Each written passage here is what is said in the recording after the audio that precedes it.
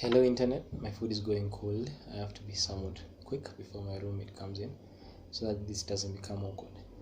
I have a few ideas.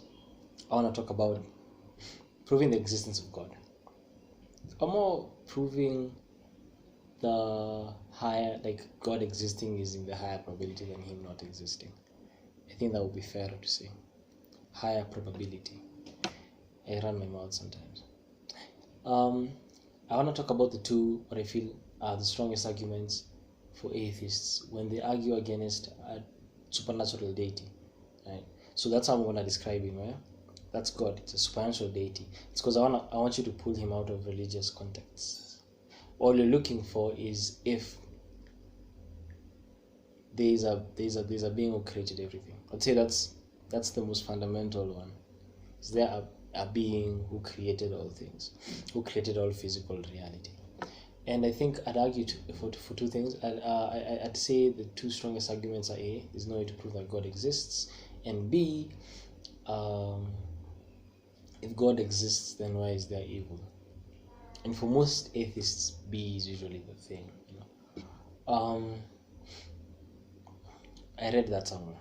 I look for references and then put them in the description. If I don't find it, then just know I read it somewhere, but it might not be true if there's no reference.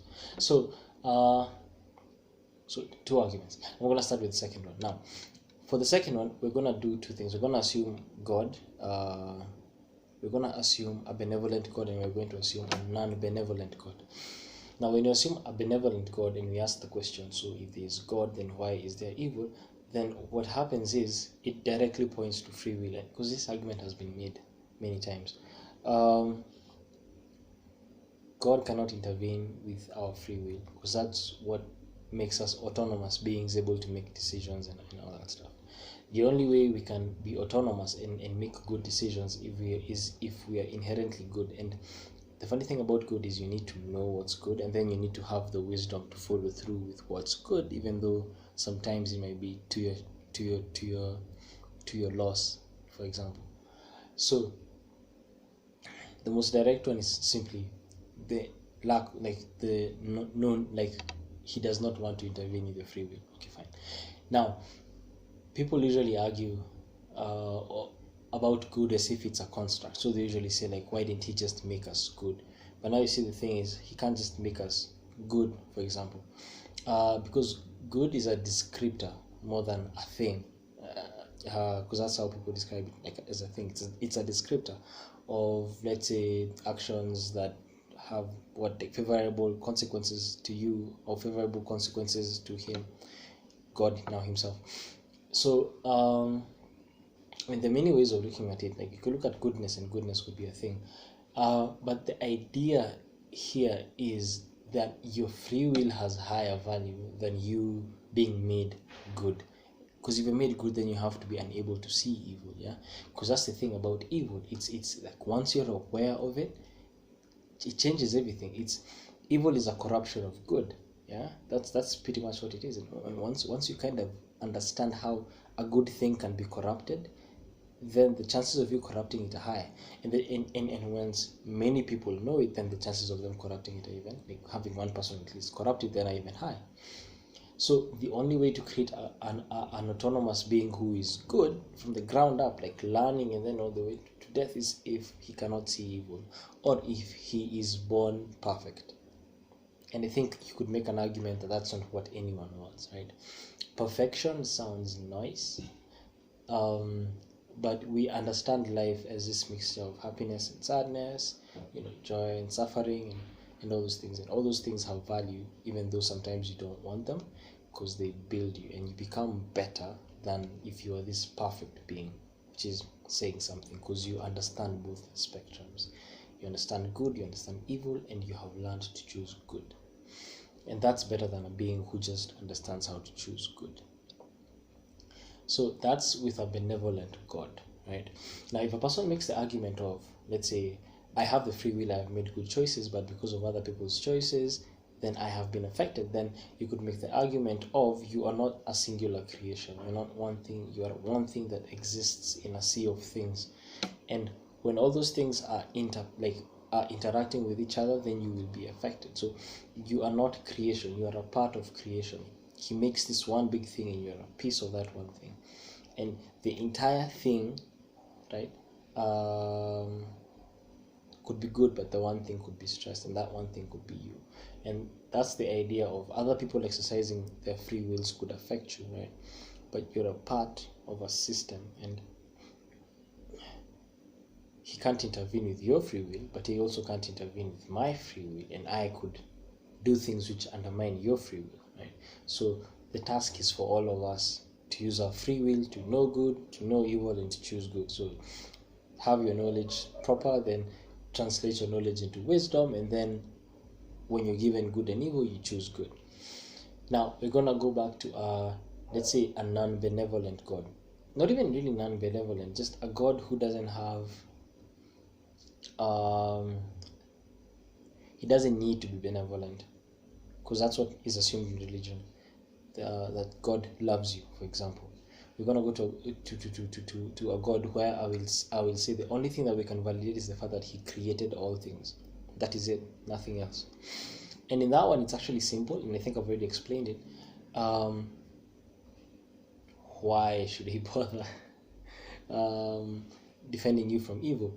Now the thing is, if you're looking at a God who is not benevolent to a human being, then he made a lot of things, right? He made all creation, right?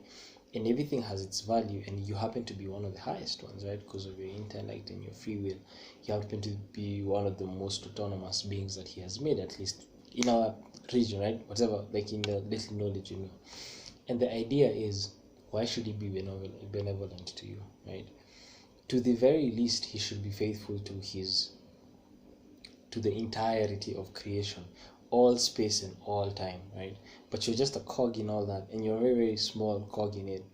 And so thinking of yourself as a thing that requires benevolence, that you need to be shielded from evil, and that not being shielded from evil means that he's dead, is weird, right? It's unnecessary. So you can look at God as an unbenevolent God. That means he doesn't really care much about you, and evil goes on, and he's neither good or bad. He just is. He just created all things, and they're just there, right?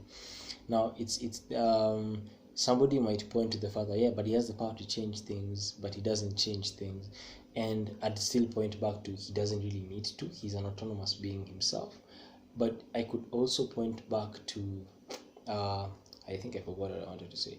You could point back to him being an autonomous being and choosing not to, but you could also point back to the fact that he could be more loyal to the entirety of creation than to an individual in creation.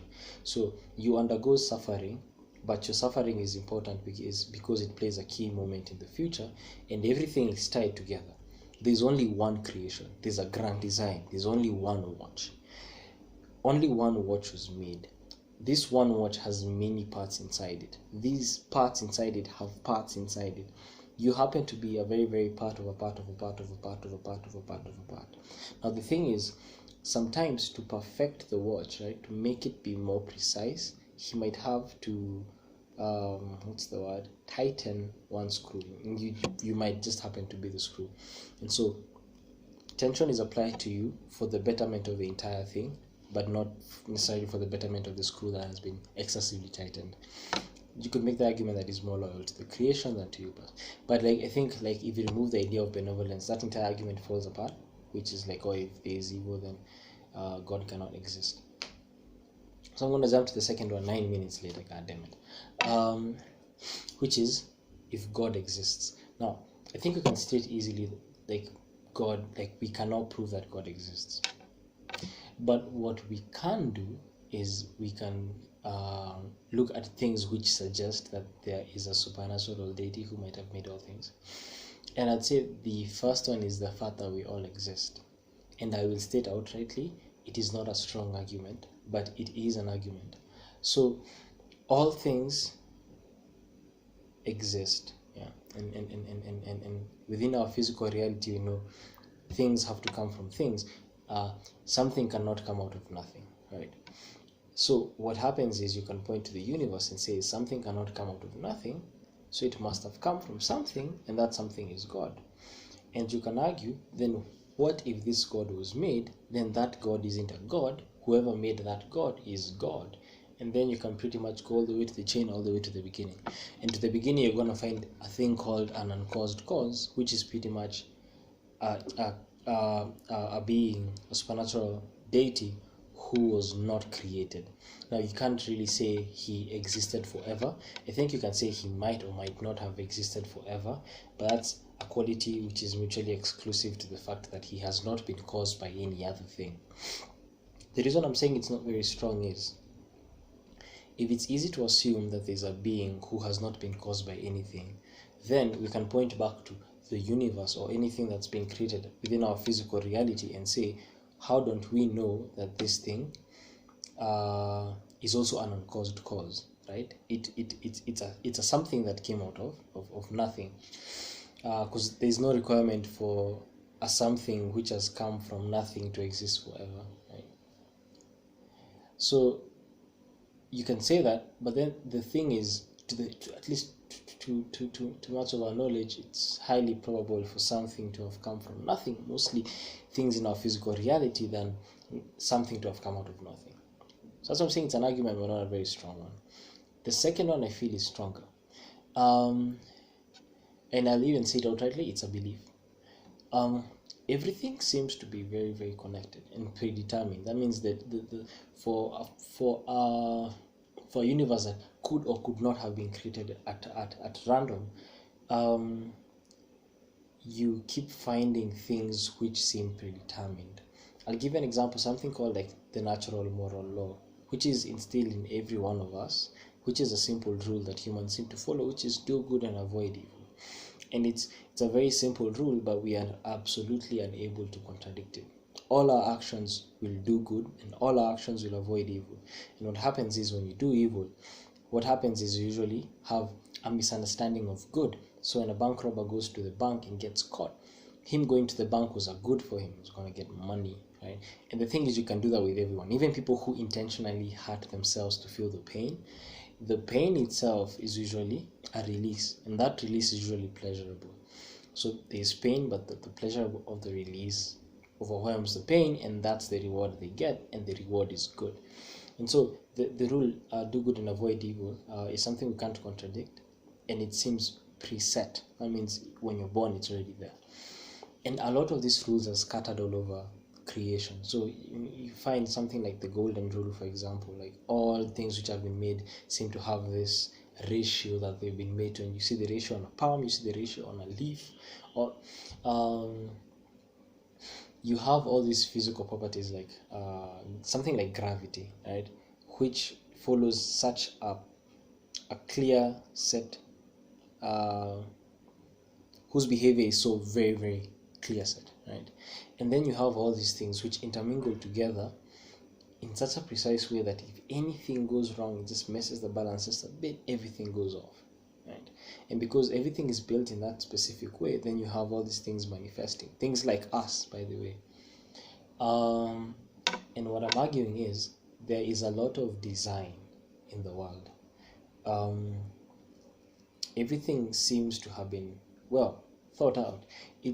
It's order, and I find it hard to see order that comes from randomness, not even necessarily chaos, from randomness. Something that has a design is usually planned, and the planning usually suggests a planner. I feel all other arguments towards the existence of God, they fail at some point. You can probably counter them at some point. I usually feel that's the strongest one. I usually feel like everything is connected, and that's why I say this before. This is an opinion. Everything is connected. Everything seems unified. It seems that everything is one thing. The same way your body is one thing, but it's made of many, many, many cells. That's the same way you have. That's the same way you have the entire world, and everything is just a cog. And those cogs have cogs inside them, and those cogs inside the cogs have cogs inside them, and the creation is one. There's only, I am not a watch, right? So we have a watchmaker, and he makes a watch, and you usually assume in all these examples that you are the watch, I am the watch, right? And the idea is the watch, if the watch is fragmented or broken, then that points to a broken or fragmented watchmaker. And the idea here is you're not the watch. There is only one watch that has been made by the watchmaker, and that one watch has very, very many cogs, and cogs inside cogs, and cogs inside cogs inside cogs ad infinitum. And the idea is for that one watch to be precise, a lot of other small screws must be tensed, they must be tightened a bit more. And because they have to, that tightening makes the watch better. So the entirety of creation, I don't just mean like space, I mean like all space and all types, so from the beginning to the end of all creation, spanning all space, right? One watch. You are just a very, very, very small cog in a cog in a cog in a cog in a cog in a cog in a cog in a cog in a cog in a cog ad infinitum. And when you are tensed or stressed or happy or whatever, there are consequences to that, and that consequence leads to other things happening, like a ripple effect.